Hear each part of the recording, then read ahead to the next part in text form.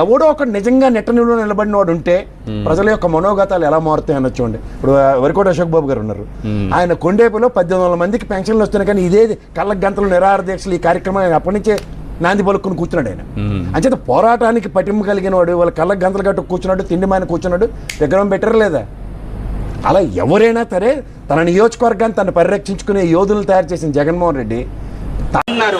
ఇది బాగలేదు sir, collector గారి దగ్గరికి మాకు అనుమతి ఇవ్వండి, కలెక్టర్ గారిని రమ్మనండి. వాళ్ళు 103 సంవత్సరాల వయసు ఉంది, ఏమో తీసేసారు ఆధార్ కార్డులో లేదని చెప్పేసి 103 సంవత్సరాలు ఉన్న 2 నెలల క్రితం తీసేశారు.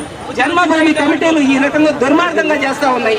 మరి మమ్మల్ని లోపలికి అనుమతించరా? కలెక్టరేట్ లోకి వృద్ధులు ఉన్నారు, వాళ్ళకి ప్రాణానికి ఏమాత్రం ప్రాణహాని ఓపెన్ సైట్ లో ఉంటాం సార్ మేము. వాళ్ళు ముసలి దౌర్జన్యం చేస్తారా మీ మీద?